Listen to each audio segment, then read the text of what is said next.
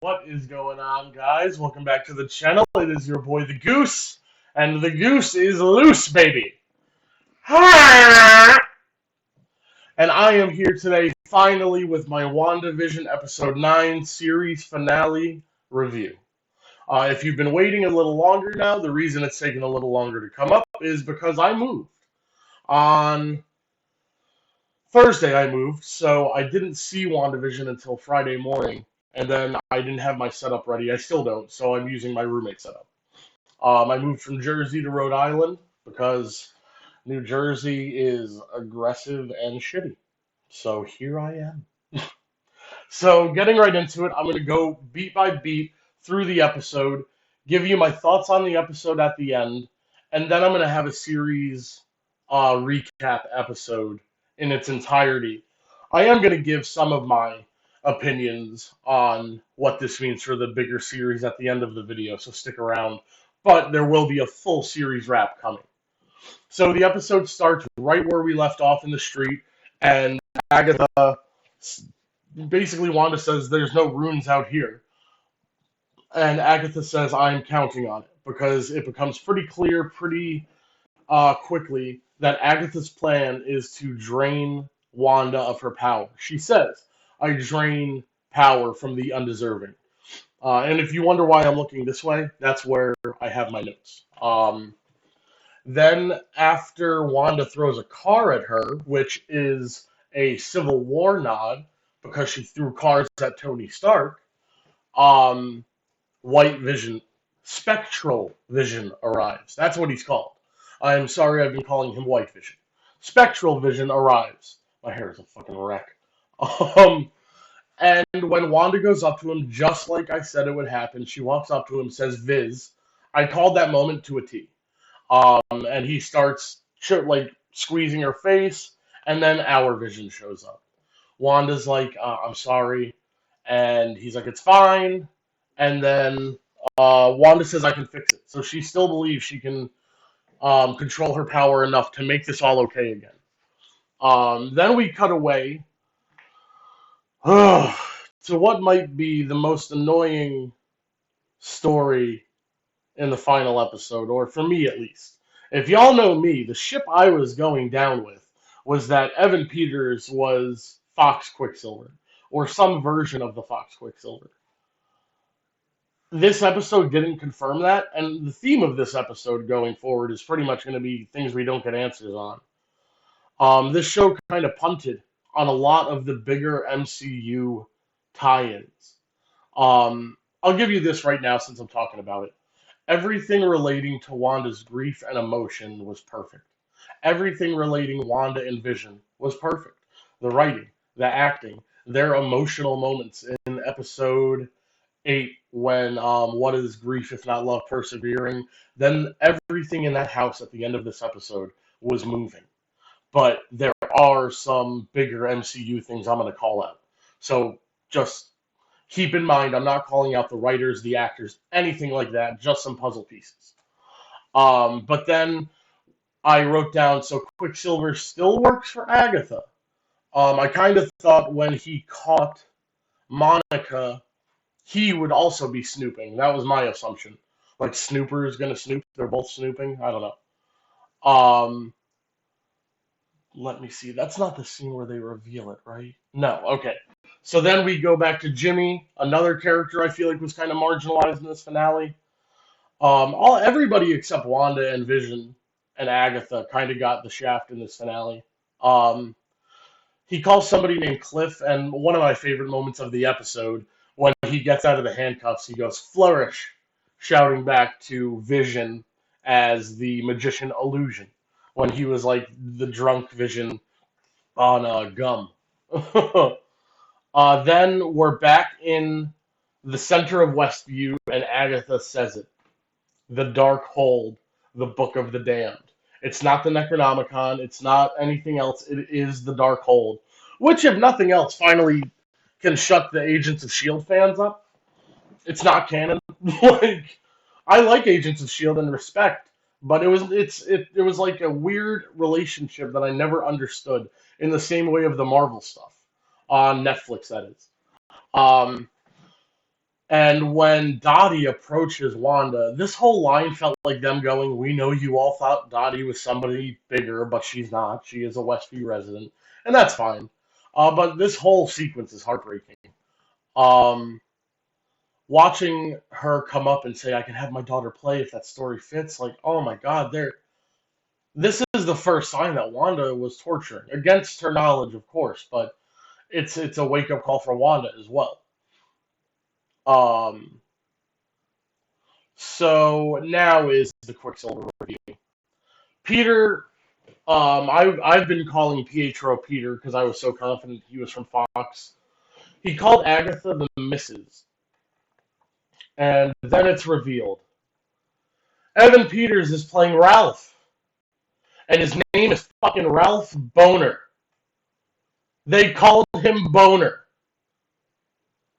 after his reveal at the end of that episode was their biggest reveal in this entire series. And it got people going crazy with theories like they knew it would. Out of anybody they could have cast as Ralph, they picked Evan Peters, knowing nerds like me and probably you watching would lose our fucking mind thinking the X-Men were coming. But no, they literally hit us with a boner killer. I think it's fucked up. I don't think it's funny. I think it's tongue-in-cheek and fan-servicey, and Marvel is above that. Or I thought they were. Maybe it's only the movies where they don't do that kind of thing. I don't know. But then it cuts back to the middle of Westview, and it's the citizens pleading with Wanda to be released. "We have your nightmares?" They said the word nightmare. There's a villain called Nightmare. Who knows? I think Nightmare has been said on one other time in the series. But then Wanda's like, "No, you guys are fine." And she said, "The people are saying we feel your pain. When we dream, we have your nightmares." Then, as they're all shouting at her, she snaps again, and her power starts choking them. And as Wanda is like within herself crying, she opens her eyes to see that they're being hurt again, and that hurts Wanda even worse. She's like, "No, stop, please." It's clear Wanda can't really control that yet, and it's sad. It's heartbreaking. Like it's a unknowing, it's unknowing pain that you're causing on people. Um, so at that point, Wanda decides she's going to open the hex and let the people of Westview out, and that is when Hayward takes his chance to head in. And what I thought when that happened was, I mentioned how in the Spectral Vision post-credit scene, somebody says the team is here.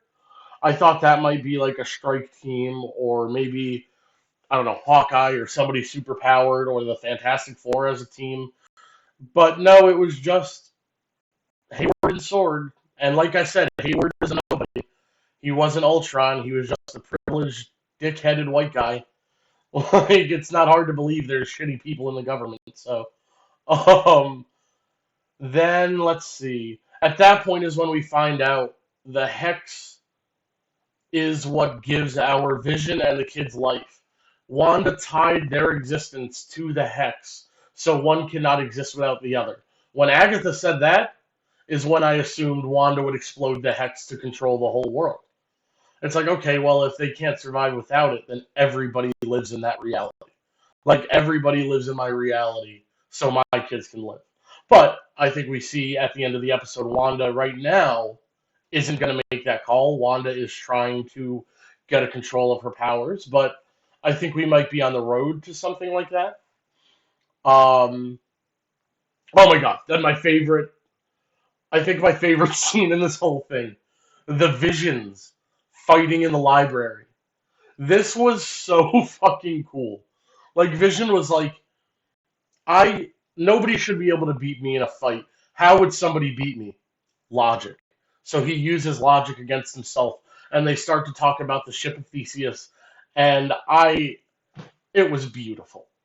Like, do I kind of want to say fuck you to Paul Bettany because he told us there was a massive actor he was going to work with, and then it's just himself? Yeah, that's a little dickish. I kind of feel like this entire show got a lot of extra stuff like that, like Bettany going, "There's a huge actor coming." Somebody asking Elizabeth Olsen if there's a Luke Skywalker cameo, and she says yes. To me, when she was in the interview, she probably didn't really understand the grasp of what that question was. Interviews go fast. Or Evan Peters was the Luke Skywalker reveal, which, I'm sorry, but that does not hold up to Luke Skywalker. Do we know who Luke Skywalker is? He's like the quintessential hero in history. But anyway, then we're back in. Do we go back to the witches first? No, not yet. Okay, so Hayward tries to kill the kids, and Monica shows a new side of her powers, where it shows her insides, and it's basically like a gel, and she slows down the momentum of the bullets by absorbing their energy, I believe. Really fucking cool. One of the, excuse me, one of the bullets get by, and Billy stops it. Then Hayward goes, well, if I can't shoot him, fuck it, I'll run him over. A little extreme, but he tries it, and Darcy T-bones him, and that's it for Darcy. Another character marginalized in the finale. Um, then Wanda takes Agatha back to Salem, and the witches start to become zombies, and it's a full horror movie at this point. They, because, I think Wanda wanted to use them to fuck with Agatha, but because she's the Scarlet Witch, the witches instinctually go at her. The crown, for the first time, forms on Wanda's head. Agatha shits herself. And Agatha again makes it clear, I want your power. You don't know how to use it. Look at this. You're hurting people. I will set the flaws in your spell correct and let you live in peace. Now, of course, she's a villain. She probably wouldn't have done that. But Wanda says, take it. I don't want it. And the Witches in the Sky battle begins. And as it's going on, Wanda is de-aging as she's throwing these blasts of chaos energy at Agatha. And what was confusing me during the battle was I didn't get why Wanda was missing during the battle. So I was like, so is she trying to kill Agatha? Is she draining herself of her powers? She was playing Agatha. What she was doing was setting up runes on the hex, which was awesome. I love that. Fast learner. Then it's the Scarlet Witch fully realized when all of the power switches back to Wanda. We see Wanda in the full costume in the air, but she's not surrounded by the yellow glow of the Mind Stone like we saw her previously. She's clouded in red magic. I know she's the Scarlet Witch, but all of this red imagery, red is the evil color in terms of the spectrum of good and evil. Red is that side, green is the other, if you go by the typical use of color in media. It's a lot of red imagery, and it's intense. I kind of thought they were setting us up for the devil to break out, but that wasn't it. Elizabeth Olsen looked breathtaking. The effects of that moment were gorgeous. Then one of the biggest lines is Agatha telling Wanda she has no idea what she's unleashed. I really think whatever the next big bad in the MCU is, Wanda has created them essentially.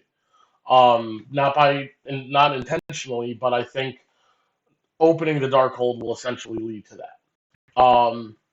So then Agatha says it's cruel, kind of locks her as Agnes, and is like, I'll come back to you as I need you.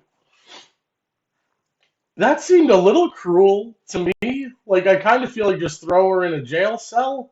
Instead, you're locking her under a consciousness? That's intense. Can the government just let Scarlet Witch be the judge in that situation? I don't know. But, let me see. Where are we now?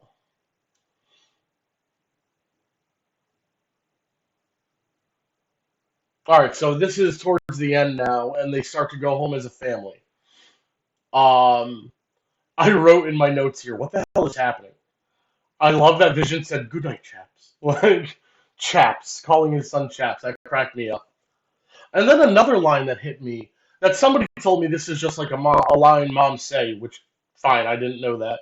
But it just hit me really specifically was, thanks for choosing me to be your mom. I took that as like, what the fuck did that mean? But apparently that's something a mom would say to a child, and I fine, that's cool too. I just thought, are the kids a higher intelligence level that they dropped into this? And if they did, how did they choose her? I don't know. It's probably just a really emotional beat, but maybe it leads to something more. And then the heartbreaking scene. Oh my god. I'm like, whew, just talking about it or getting into it is making me a little emotional. Her and Vision in the living room. And when she says what Vision is, one, I was right. I said he was the Mind Stone from within her. When she expelled him, all of the yellow within her, the Mind Stone energy, went with it. Like I was right on that. So that's one thing. Woo! Um, and you see the piece of the stone inside her. She created him. My hope, my love. Vision cried. I didn't know that was possible. Oh my god, that was so emotional. I think that version of Vision, though, would be what I would call the most human version of Vision that was ever created, because he came from inside of Wanda. He wasn't created in a shop.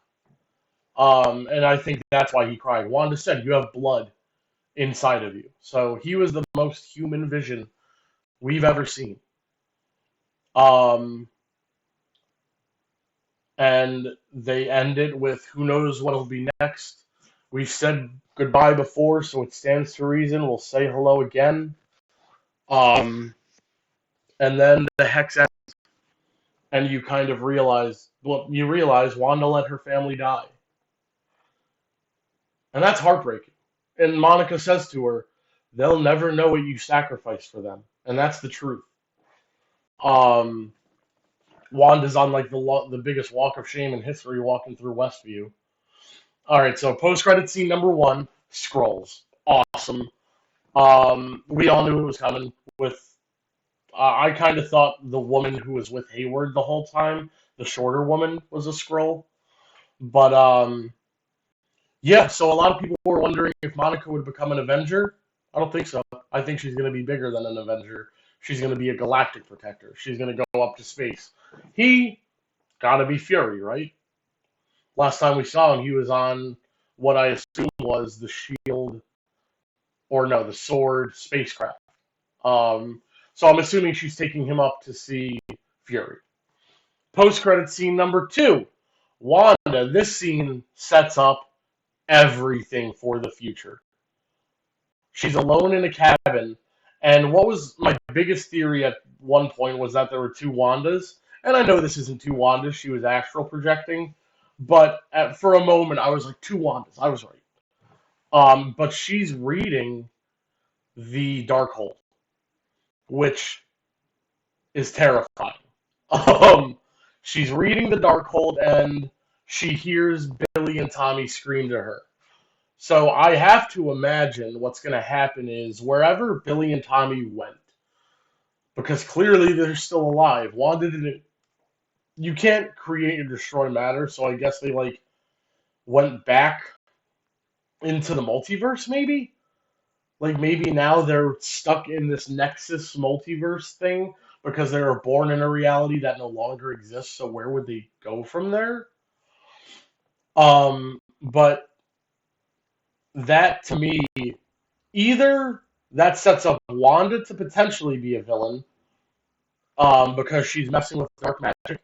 It's like she's unknowingly fulfilling the prophecy Agatha laid out. Your destiny is to end the world, she said. And then she, like, whether knowingly or not, she left Wanda with the Darkhold. So it's almost like Agatha, like, set Wanda up. Like, um, whether she knew it or not, she left Wanda with the thing she wanted to protect her from. The great source of power that could lead to Wanda becoming the most powerful being in existence, which she might already be. It was name dropped. There we go. It was name dropped at one point that she is in fact stronger than the Sorcerer Supreme, which I fully believe, but strength and knowledge, like Agatha mentioned, is different. That's why for me, my thing was I would have like taken that book to like sorcerers or something and been like, well, what is this? But Wanda, wanting to gain more control of her powers, decides to look into it herself. So that's the end of the series. Um, whew, we're gonna get a series review, but let me give you a few minutes of my thoughts right now. Um, WandaVision is an excellent series. Nothing they did in the finale could have changed that. Like I said earlier, acting incredible, writing incredible, um, the effects beautiful. The things I have issues with is that this feels like a bottle episode of the MCU. When they first announced that series would be coming to Disney Plus, my take was, okay, but they'll never be as important as the movies. The shows will never be as important as the movies because they're shows and because they can't make profit off of them. Like you have your Disney Plus subscribers. Granted, a release on the app could lead to a surge in subscribers, but I doubt that. They're going to save their big reveals, their big business for the movies. And I think WandaVision completely confirmed that. The thing bottle episode, that is the perfect way to describe it. Like it's gonna be where they tell the stories they don't have time to tell in the movies. It's where they fill the cracks. And this even more so shows like Marvel and the MCU specifically have taken the comic book format and have built their entire cinematic plan around it. Like the way comic books do the in-betweens and then lead to serials and big events. That's what they were doing in the movies, but now they're going to an even deeper level of the Disney Plus shows. Um, and ultimately, the Quicksilver thing I think is horse shit. We didn't get an answer there because I still think he is from the multiverse. Why did he have powers? I don't think Agatha can just give him powers, or if she can, it wasn't made clear. I still think he's from, like, maybe Ralph Bonner is his stage name as an actor. I don't even want to call him Boner because I feel like I got fucking burned. Like I felt like it was Kevin Feige calling all of us nerds boners. Um, but actors have stage names. Um, I still think he was acting like the Pietro we know or the Peter Maximoff we know. I don't know. Like I really don't like that's not answered. We don't know. There's so many things we don't know coming out of WandaVision. Where the fuck did White Vision go? Um, so ultimately, I guess where I am mentally about WandaVision, I think of it as an excellent TV show. I think of it as an acting showcase for everyone involved. Catherine Hahn. I think the writers flex their muscles massively here. I honestly think Marvel could have just changed the complexion of television in the way it's written, in the way it's performed, and in the way it's perceived. I think WandaVision is gonna feel like Age of Ultron to some people, where right now, because they didn't get a lot of answers, it leaves a sour taste. But in however many years, whenever Doctor Strange happens, it's going to make WandaVision feel even better. The way everybody was going back and watching Age of Ultron because of this series, I think we'll do that again with WandaVision when Multiverse comes out. I still think Mephisto is probably the big bad. And if he is, whenever he's revealed, we're going to cut back to WandaVision to show how he's been there all along. Um, let me see, did I have anything else written down? And I also just felt like it sucked that we became so invested in Monica, Evan Peters, Darcy, and Jimmy. And this episode, like, kind of, everybody got one scene to wrap it up, and that was it. And it's called WandaVision.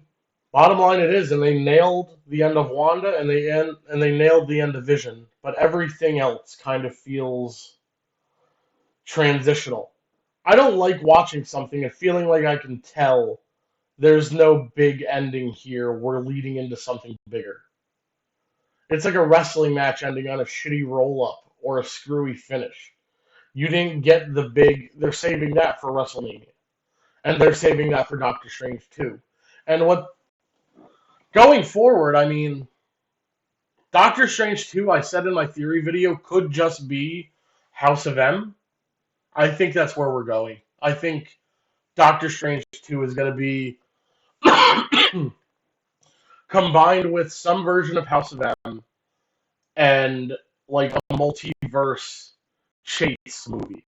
Like Mordo, Doctor Strange, Wanda, and potentially Agatha and potentially Mephisto diving through realities looking for each other. And I think that's when we'll see insane cameos. That's when we'll see Toby, Andrew. I think we could see Leonardo DiCaprio as Spider-Man. I think we could see Chris Evans' Fantastic Four. We could see Patrick Stewart. We could see Hugh Jackman. Multiverse of Madness is going to be an explosion of fan service in terms of the multiverse. And I'm really excited for that. So WandaVision did get me excited for the future. I can 100% say that. I just kind of wish you would have given us at least one future payoff here. Give me Quicksilver. Give me Reed Richards. Like, there was so much hype around how wild this series was going to get, and it did, but I don't think it matched whatever the hype train was. No Luke Skywalker cameo happened. Doctor Strange didn't even show up. So here's how I'm going to grade this. WandaVision as a finale of the WandaVision series, I would give like a 6 or 7 out of 10. WandaVision the series, I'd give like a 9 out of 10. But the handling of Wanda and Vision specifically, 10 out of 10. They nailed Wanda and Vision, and for that, I'm grateful. And I'm excited for the future. We pretty much know we're getting a Vision in some form because White Vision is out there. With that being said, guys, there it is. I give the WandaVision finale a 6 out of 10 in terms of wrapping up stories you set up. But in terms of handling of Wanda and Vision, it was excellent. In terms of making me excited for the future, it was good. But they almost went too hard into the future and should have gave us more now.